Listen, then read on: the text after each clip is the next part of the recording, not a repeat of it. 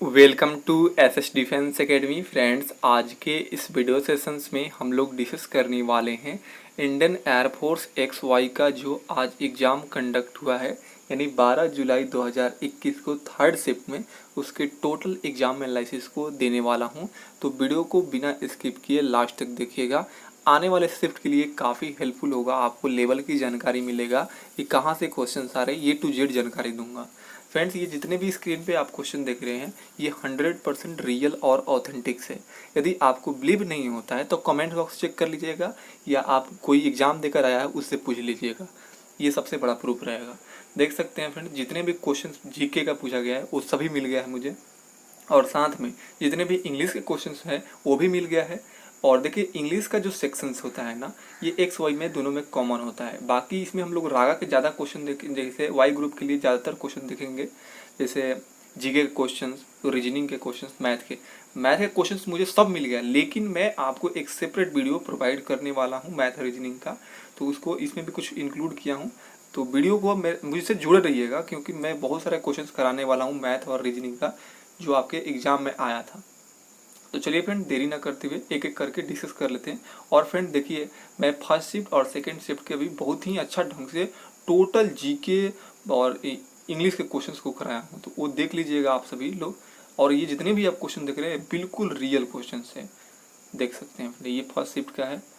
First shift में तो मैं मुझे टोटल 20 में 20 मिल गया था इंग्लिश का क्वेश्चन, और जीके का भी सभी मिल जा रहा है।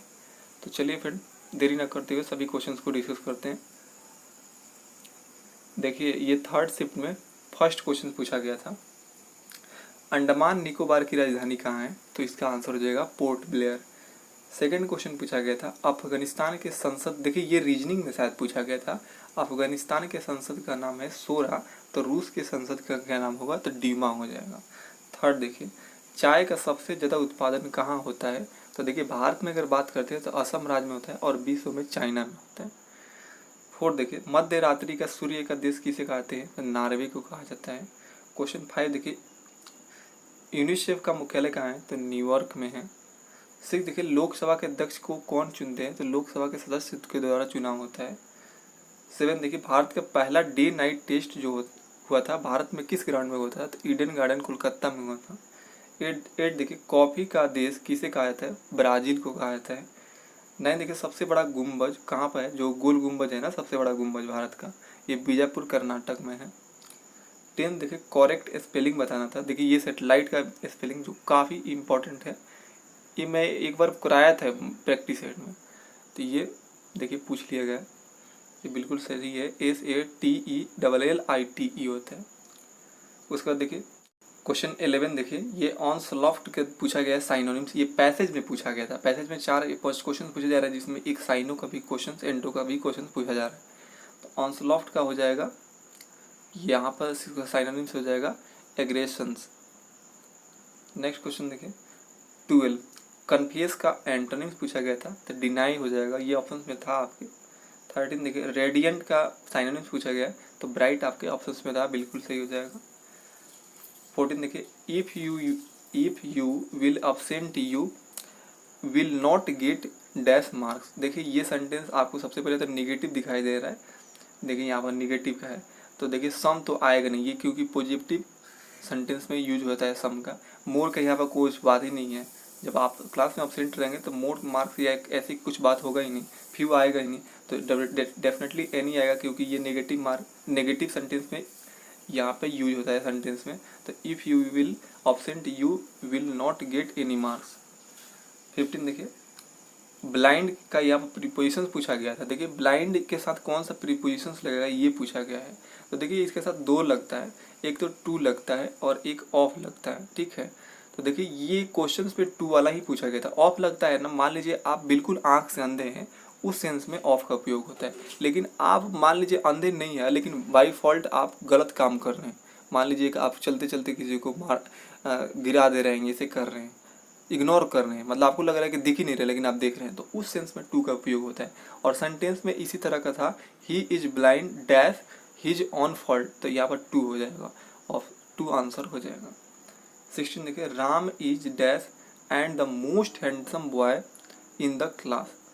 तो देखिए यहाँ पर देखिए सेंटेंस में आपको दिखाई दे रहा है मोस्ट, और ऑप्शंस में यहाँ सभी डिग्री का बात हो रहा है, जिक्र किया गया है। तो देखिए डिग्री यहाँ पर कौन लगेगा, तो आप सभी जानते हैं कि द मोस्ट कहाँ होता है, सुपरलेटिव डिग्री में।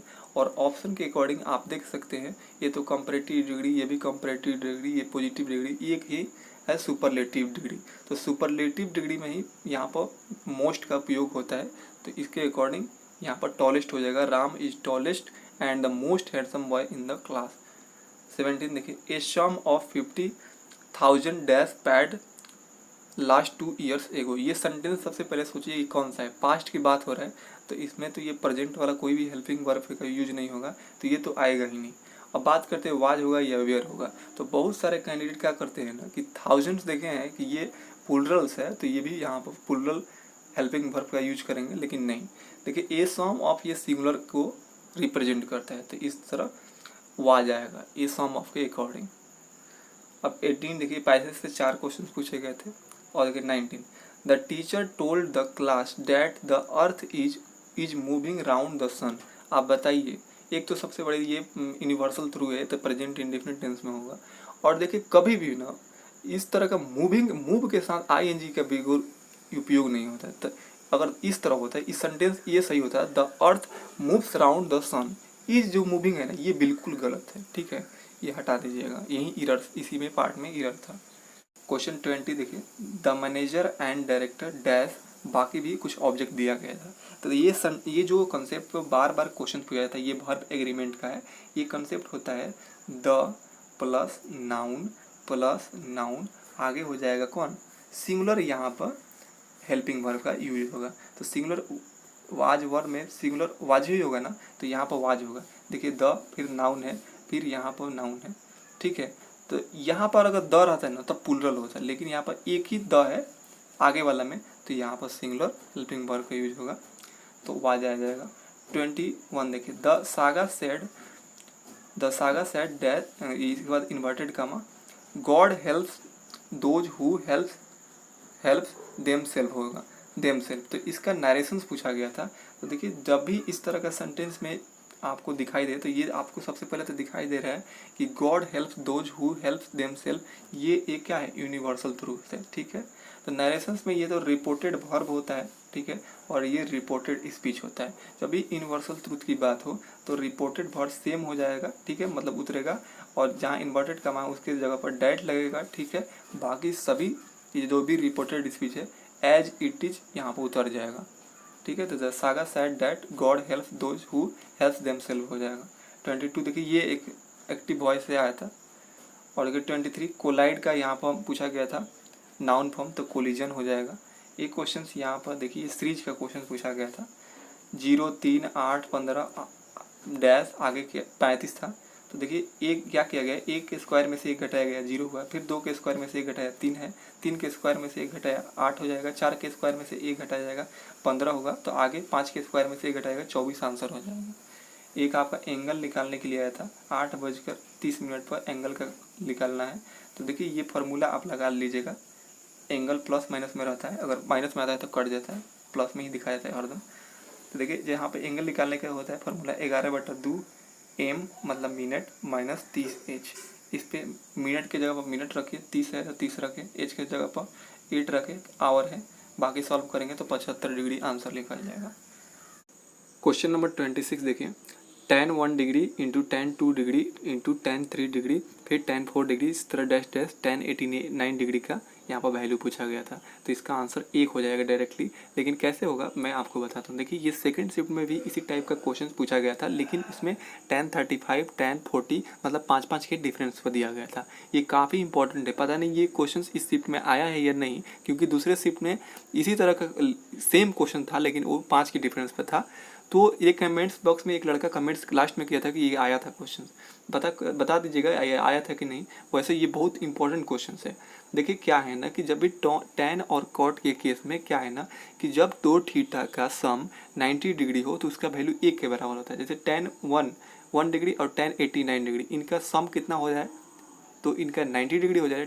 tan 1 और 89 डिग्री जोड़िएगा तो 90 डिग्री बराबर हो रहा है, तो इसका वैल्यू 1 हो जाएगा। वैसे आप मान लीजिए tan 89 डिग्री को cot में कन्वर्ट करेंगे तो cot 1 डिग्री के मान के बराबर होगा, और tan ए 1 डिग्री इंटू कॉट 1 डिग्री का वैल्यू कितना हो जाएगा, 1 के बराबर हो जाएगा। क्यों? क्योंकि tan इंटू कॉट डिग्री क्या होता है, 1 के बराबर होता है। तो उसी तरह क्या है, tan 2 और पीछे tan 88 होगा तो उसका भी वैल्यू 1 होगा। इस तरह आप करते जाएंगे ना तो tan 45 डिग्री बीच में बचेगा और tan 45 डिग्री का वैल्यू कितना होता है, 1 होता है। तो आंसर इसका 1 आता है। ठीक है, ये रहा सभी क्वेश्चंस जो कैंडिडेट ने भेजा था। अब चलिए मैं आपको एक छोटा सा ओवरव्यू दे दूं कि ये आखिर रीजनिंग में और जो मैथ में किन किन टॉपिक से ज़्यादातर क्वेश्चन पूछे जा रहे हैं।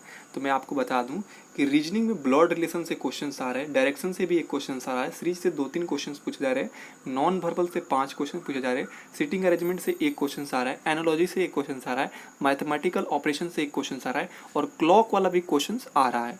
ठीक है, ये आप लोग ध्यान रखिएगा। जिसमें मान लीजिए एंगल, उसके बाद मिरर वाला भी किसी किसी शिफ्ट में पूछा जा रहा है, तो ये क्लॉक वाला पढ़ के जाइएगा, मिरर से ये भी पढ़ लीजिएगा।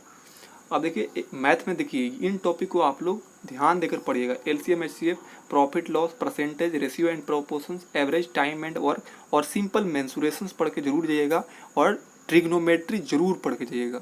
यहाँ से क्वेश्चंस आ रहे हैं। ये जो 8 टॉपिक है ये काफ़ी मोस्ट इंपॉर्टेंट है, यहीं से आपको क्वेश्चन देखने को मिलेगा, इससे ज़्यादा नहीं मिलेगा। तो ये रहा ओवरव्यू 3rd शिफ्ट का। मिलते हैं अब 13 जुलाई 2021 के फर्स्ट शिफ्ट के एग्जाम एनालिसिस में। तब तक के लिए आप सभी को मेरा जय हिंद।